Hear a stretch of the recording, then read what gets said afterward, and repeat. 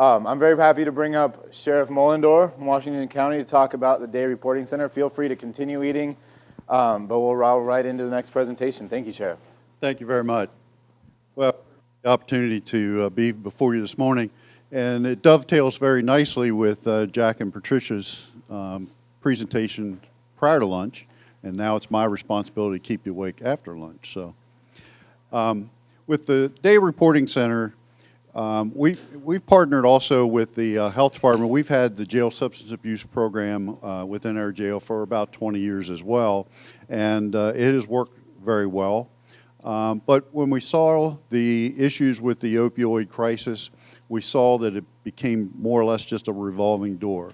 And so we came up with the concept of the Day Reporting Center as an alternative to incarceration. Rather than incarcerating these folks and, they're drug-free primarily for the time period that they're in the jail, but as soon as they get back out, we found out that, within hours oftentimes, they were high again. And so the DRC program is a 6-month program where the participant then goes into aftercare. They will go back before a judge and get a modified sentence once that happens, and they will continue in care as long as they want to participate in the program. They can come back as often as they want. And what we've found actually is some of the participants come back as peer support specialists to assist us, and also just to maintain that contact. There are 3 full-time staff at the Sheriff's Office that participate with the Day Reporting Center, and that is our Program Director, Rebecca Hogemeyer. We have a sworn deputy there, and then a reentry coordinator. We also have, as part of our contractual services, we have a service provider, and then we have a case management team that works as part of that. So the offender gets sentenced and is incarcerated in the jail. They spend about 3 weeks in the jail. During that time period, we have the opportunity to detox them, and we do several assessments with them. We assess them for their drug recovery needs as well as their lifestyle needs. As we all know, many of these folks are couch surfing. They're not living in a great environment, and for us, that is one of our primary concerns. We make sure before they even come out to the program that they have a safe and secure environment. They're not living with other people who have an addiction problem, and they're not couch surfing. Our participants for at least the first couple of phases are wearing GPS so that we can monitor them in the community. We feel an obligation to make sure that our community is safe, and so that is part of that process. Okay, so most of the participants are then assessed, and if it's recommended for medically assisted treatment, we use Vivitrol as part of our program. Vivitrol being a 28-day injection that is an antagonist, and that is, we give them their first injection before they are released to the program so that they are already on it when they come out. We do random testing. We have little colloquialisms for that. I forget what they are, but anyway, we test them at least a minimum of 3 times a week. And we do expect relapses to occur, and they do occur.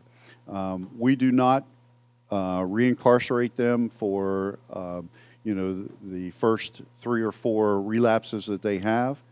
We do what we call interventions, so they may have to stay in that phase for a longer period of time, or we come up with some other criteria depending on what the situation is. Our team members do unannounced home visits to check on their situation to make sure that they are living in a safe and drug-free environment. We have a number of safe home providers that work with us, and I'll go into that here in a second. But we also are able to learn things about them, some of their needs, for example, and oftentimes they won't discuss the fact that they need food or they need other things. And through our case management, we are able to provide a lot of those things for them, and it assists them during the recovery process.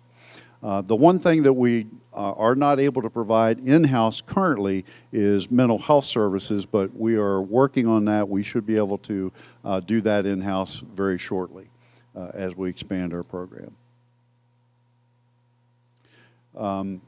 We have had actually to date 8 participants who have completed phase 5. There are 5 phases to the program, and then they go into continuing care. Once they complete the phase 5, they're referred back to the judge, and we keep the judge, the defense attorney, and the state's attorney informed of their progress through the entire program. And again, they can stay within the program for as long as they desire. I will tell you, our first participant graduated the night that he graduated from the program.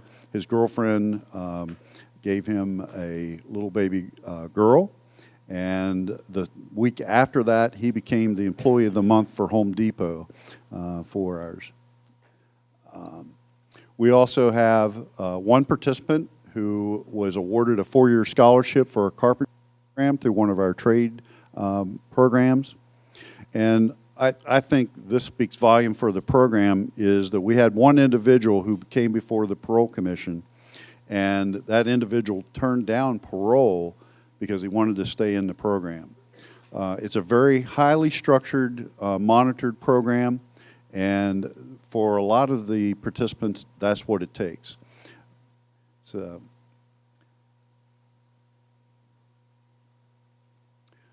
okay, some of the challenges that we had, you know, I've been advocating for this program for 5 years, and I want to thank the governor and Lieutenant Governor Rutherford, because when they did the heroin task force in Western Maryland, we brought up the idea of day reporting.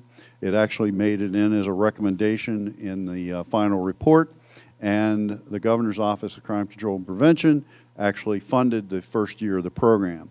But I had been advocating for this program for 5 years prior to that, and one of the problems, it was discussed earlier with our politicians, was they didn't buy into the fact that we weren't going to incarcerate our way out of this problem, and that the offender made this decision to be an addict on their own.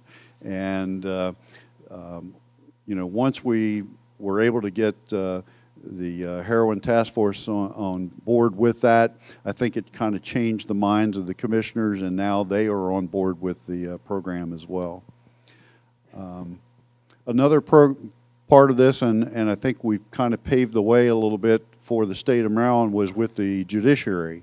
The judge, as we know, are fairly autonomous, and sometimes it's difficult to ask them to sentence somebody in a certain way so that, you know, they can meet the criteria that are involved in going through the program. We found some judges, for example, who would try to sentence people who had detainers from out of state. We couldn't work with that. We had judges who were sentencing for 4 months and expecting them to go through a part of the program and then continue on. And so that was a challenge, but we've worked through a lot of those issues, and as a matter of fact, we are just getting ready to start working on pretrial, where individuals are coming into the detention center before they go to court and get sentenced. They will now be eligible to go through the DRC program, and once they, if they are convicted, then the judge will take that into consideration for them. If not, they have the option to continue with the program or not. We also are working with parole and probation for those who have technical violations of their probation, to be able to get them into the program as well. And then the last thing that we're doing is we're working with the Division of Corrections for those inmates who have less than a year on their sentence, Howard County does that currently, and so does Montgomery County, is to bring them back to the Washington County Detention Center, and we will provide reentry services to them through the DRC. I think I missed one of the slides. If I can, am I able to go back, Jeremy? To our, wanted to go back to where our partners are. I broke it already.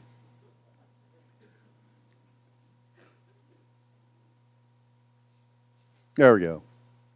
Okay, so we actually, when I started talking about the Day Reporting Center, you know, over 6 years ago now, I started bringing a lot of the partners to the table that we knew were going to be involved. And then through those discussions, initial discussions, we had other people who came to the table and said, hey, I can provide these types of services.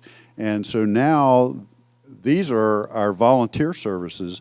There's no charges to us for them to provide that. Ladders to Leaders is a great partner where they actually provide housing. This group started actually with foreclosures on houses, and they would go out and they would mow the lawn, or they would do upkeep of the property and so forth in order to provide services. Justice Recovery Advocate, nutrition group sessions, art and therapy, mediation, and yoga. For the guys in the room, you'd be surprised how many guys actually go through the yoga program. It's very relaxing and gives them an outlet. Valor Ministries does our soft skills group session, gatekeepers, life skills. We have also our financial literacy. Many of these folks don't know how to manage their money. And then we have Celebrate Recovery, Oxford House providing housing, Horizon Goodwill, and Western Maryland Consortium. One of the biggest things we want to do with these folks is not just get them a job, we want to start them on a career path. And so we work with them to get them employment, not just something that, you know, working in Burger King or something of that nature. We look to see what their skill level is, and we will provide them employment skills and then marry them up with one of the employers in our area. I think I'm out of time, so at this point I'll answer any questions that